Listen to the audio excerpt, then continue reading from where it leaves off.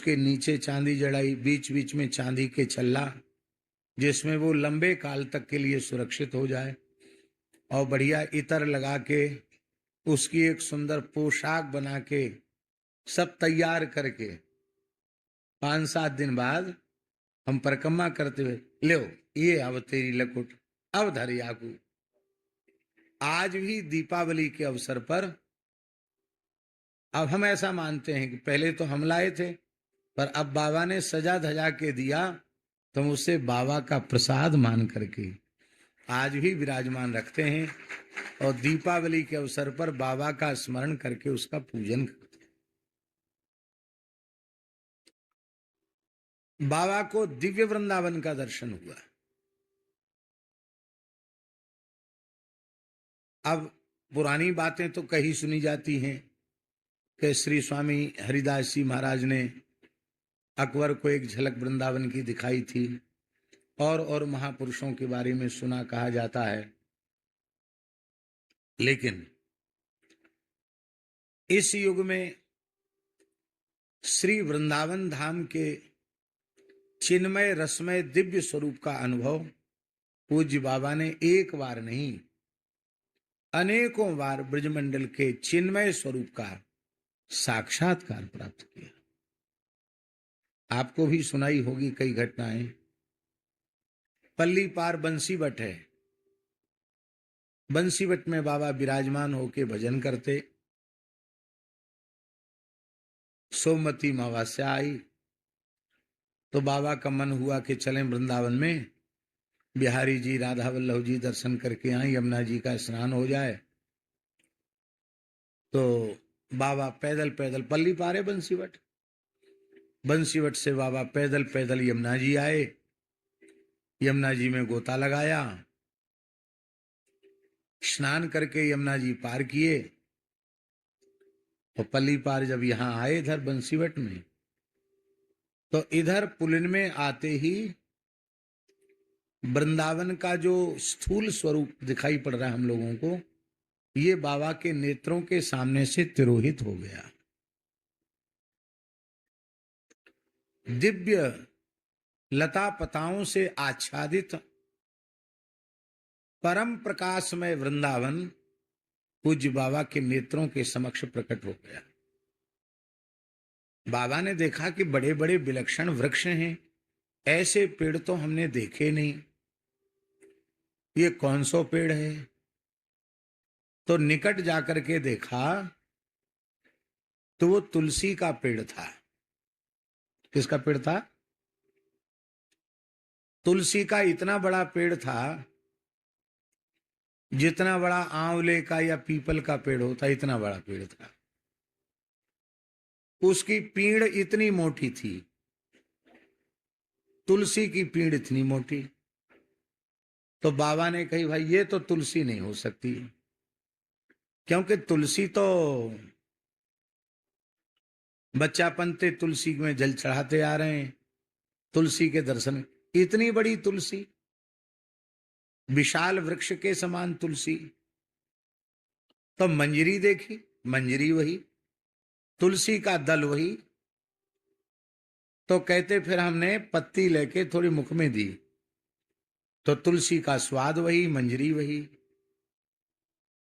सघन इस प्रकार से वृंदा देवी के दिव्य स्वरूप का दर्शन हुआ। बड़े सुगंधित पुष्प हैं, लताएं हैं। थोड़े आगे गए तो उन वृक्षों के नीचे गाय बैठी। गायों के शरीर से चंद्रमा के समान कांति निकल रही, जैसे शरद पूर्णिमा का चंद्रमा उसकी दिव्य कांति निकलती है, ऐसे ही कांति गायों के शरीर से निकल रही है। और शरीर पर कहीं कोई कीचड़ का, धूल मिट्टी का कहीं कोई चिन्ह नहीं, एकदम स्निग्ध चंद्रमा के समान शुभ्र वर्ण की सुंदरतम गाय। कहते महाराज मैंने अपने जीवन में इतनी सुंदर गाय नहीं देखी।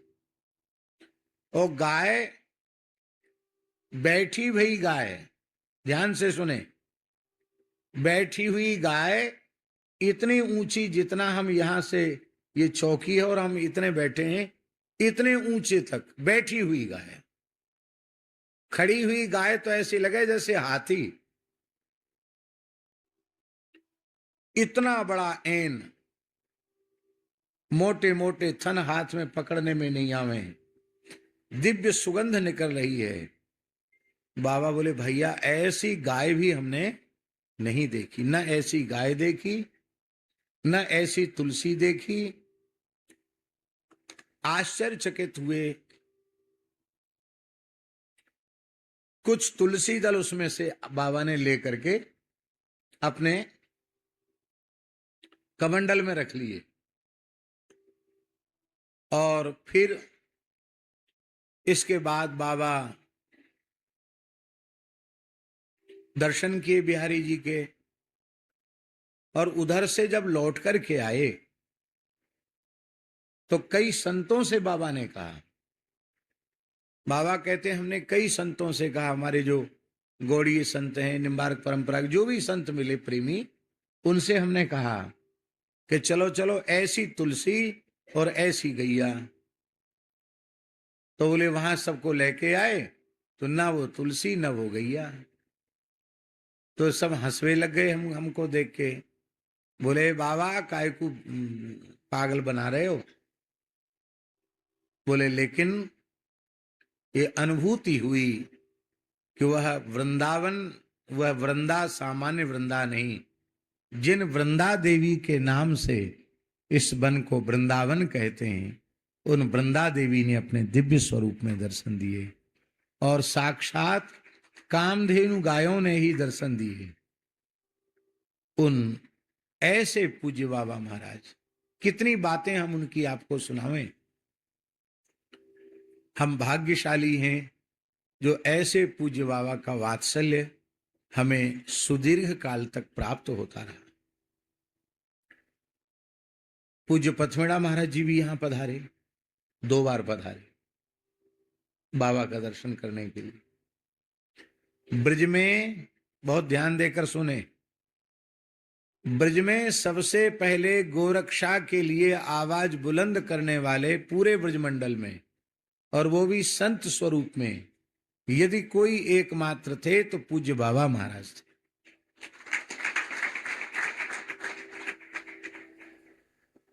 गायों के तस्कर बाबा के नाम से थर थर कांपते थे, और उस जमाने में मोबाइल नहीं था, उस जमाने में संसाधन नहीं थे। आज जैसे गोरक्षा समितियां और गोरक्षा दल का गठन हो गया है, ऐसा दल का गठन भी नहीं था। संभवतः ये विश्व हिंदू परिषद और बजरंग दल ऐसे संगठन भी नहीं थे। उस काल में बाबा ने गोवंश की तस्करी को रोकने का, और सैकड़ों गौशालाएं उनके प्रभाव से खुली, लोग गौ सेवा के लिए प्रेरित हुए। अभी आजनौर में जो फरसा वाले बाबा की एक दुर्घटना में मृत्यु हो गई, वो फरसा लेके रहते गोरक्षा के लिए। बाबा ने कही गैया छुड़ाते तो कहाँ रखते? बोले बाबा जगह नहीं है। बाबा ने आजनौर गौशाला बनाकर, आश्रम बनाकर उनको दिया। भाई कसाईयों से छुड़ाओगे तो गाय रखोगे कहाँ? एक भोले बाबा के बारे में है, शिव जी के बारे में, धन धन भोला नाथ तुम्हारे, कौड़ी नहीं खजाने में, 3 लोक वस्ती में बसा दे, आप बसे वीराने में। पूज्य बाबा महाराज भोले बाबा जैसे ही थे। कितनी जगह, कितने गौशालाएं, कितने स्थान बना दिए स्वयं इस छोटी जगह में। और हम जब आते थे, जी को स्मरण होगा, जब हम आते थे तब तो इस मोहल्ले में कोई निर्माण ही नहीं था। क्या दिव्य रज थी या अपने रमण रेती की, उस रज में आकर सब लोग बैठते थे, कोई निर्माण नहीं, बड़ी शांति, बड़ी नीरवता, पक्का रोड तो था ही नहीं। उस समय बाबा यहां आकर के विराजे, और अब और कुछ निर्माण दिखाई पड़ रहा है। उस समय तो बहुत कम से कम निर्माण था। वे चाहते तो बड़े से बड़ा प्रकल्प, बड़े से बड़ी भूमि वो ले करके, और सब परम सिद्ध संत, संकल्प सिद्ध महात्मा थे, लेकिन अपने जीवन भर केवल देने का काम, देने का काम, देने का काम किया। संग्रह परिग्रह से, संसार के आकर्षण से, मान बढ़ाई पद प्रतिष्ठा की कामना से वो पूरे जीवन पर्यंत मुक्त रहे। और सच्चा साधु वही है जो 3 इच्छाओं से सर्वथा शून्य है, पुत्रेष्णा, वित्तेष्णा और लोकेष्णा। तीनों से बाबा परिपूर्ण रूप से सर्वथा शून्य थे। पर महापुरुषों को पहचानना बड़ा कठिन, उनको देखकर, उनके पास बैठकर, उनसे बातचीत करके ये समझ में नहीं आता कि ये अध्यात्म की इतनी ऊंची कक्षा में प्रतिष्ठित है। क्यों न हो, सिद्धों की परंपरा में सिद्ध ही होते हैं। परम पूज्य प्रातः स्मरणीय अनंत श्री समलंकृत पंडित बाबा श्री रामकृष्णदास जी महाराज, जो नाम रूप लीला धाम की निष्ठा की साक्षात प्रतिमूर्ति थे, और संपूर्ण ब्रजवासियों ने जिनको अत्यंत आदर दिया, आज भी उनकी तिथि पर ब्रजवासियों के घर घर में उत्सव होता है। ऐसे पूज्य पंडित बाबा, परम सिद्ध संत, उनके शिष्य परम पूज्य अनंत श्री समलंकृत बाबा श्री कृष्णदास जी महाराज, परम सिद्ध संत, अपने गुरुदेव के ही समान और उनके साक्षात शिष्य होने का जिन्हें सौभाग्य प्राप्त हुआ हो, ऐसे परम पूज्य प्रातः स्मरणीय श्री बाबा महाराज, यादवेंद्र बाबा महाराज। हम तो बहुत समय तक समझ ही नहीं पाए कि बाबा गौड़ी परंपरा के, हाँ, काफी समय तक आते रह गए, ये पता ही नहीं चला कि बाबा गौड़ी परंपरा के हैं। क्यों? यहां अखंड बालकांड का पाठ, बंदऊ बाल रूप सोई रामू, सब सिद्धि सुलभ जपत जिसु नामू।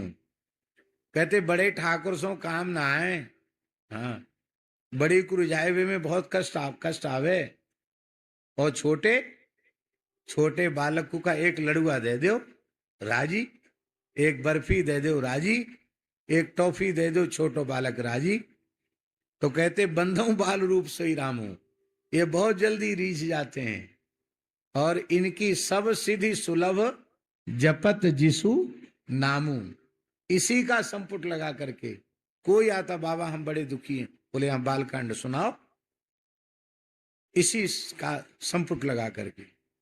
तो निरंतर बालकांड का पाठ होता हो, और बाबा कोई ऐसी ब्रजवासी रज का तिलक रख लेते, ऐसे कोई व्यवस्थित तिलक बाबा लगाते नहीं थे। तो कैसे पता पड़े कि बाबा गौड़ी परंपरा के महात्मा हैं? लेकिन वे परम सिद्ध संत थे। संत थे कहना तो अच्छा नहीं है, अभी भी हैं। उस समय प्रकट रूप में थे, इस समय अप्रकट रूप में हैं, पर बाबा विराजमान हैं। वृंदावन के संत भला वृंदावन छोड़ के कहां जाएंगे? बाबा श्री ठाकुर जी की, श्री जी की नित्य सन्निधि में विराजमान है। प्रकट दिव्य वृंदावन का उन्होंने दर्शन किया। पूज्य बक्सर वाले मामा जी ने भी यहां आकर कथा करी। मामा जी यहां आते थे बाबा का दर्शन करने, और जब ये दुर्घटना हुई है मामा जी के शरीर की, उस समय मामा जी यहां होते हुए गए। बाबा ने बुलाया, और आपको स्मरण होगा कि बाबा ने आज्ञा की मत जा,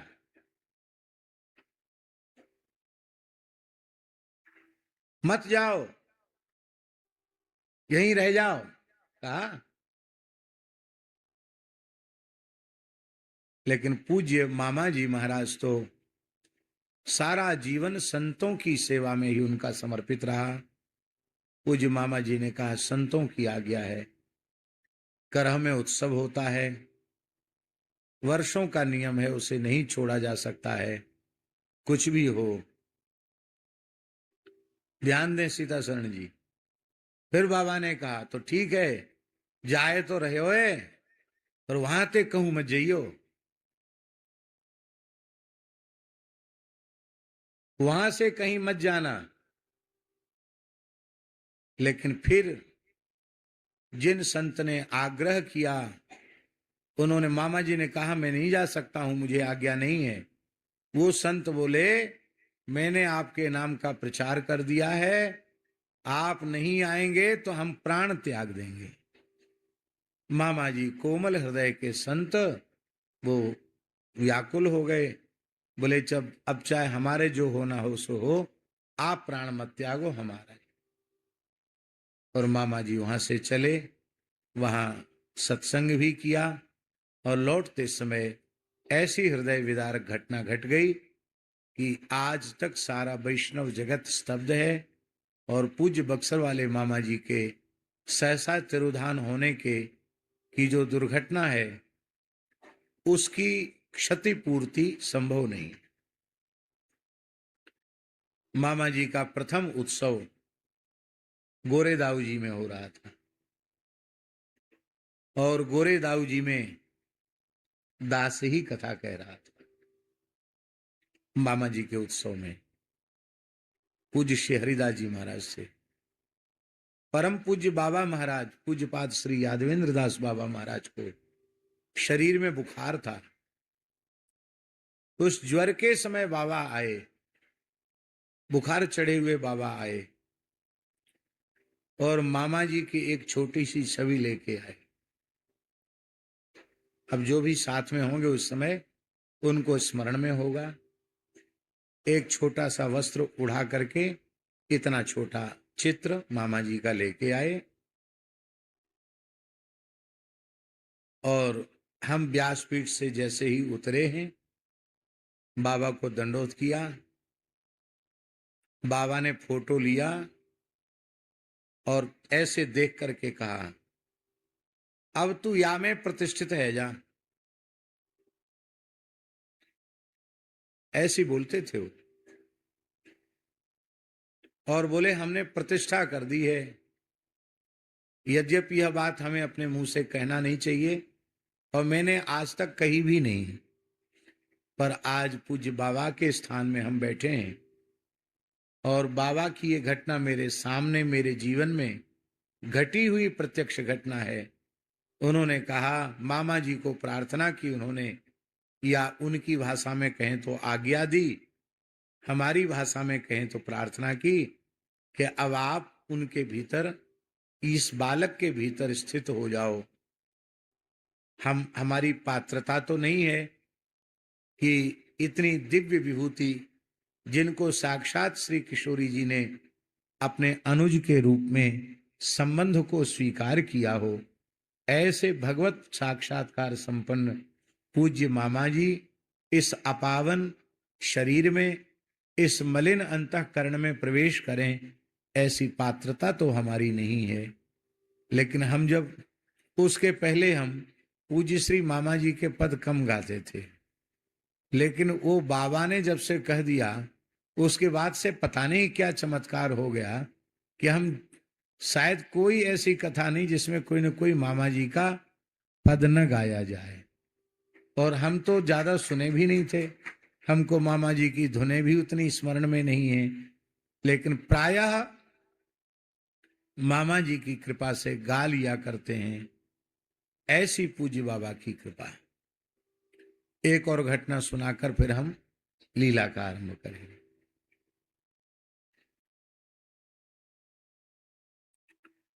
सूरज कुंड है, ये सूरज कुंड राधा कुंड के पास में ही है। कौन सा गांव है? हैं? छोटे।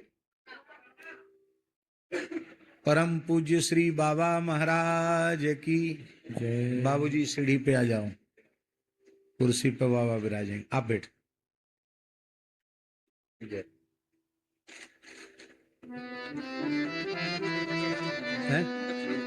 नहीं नहीं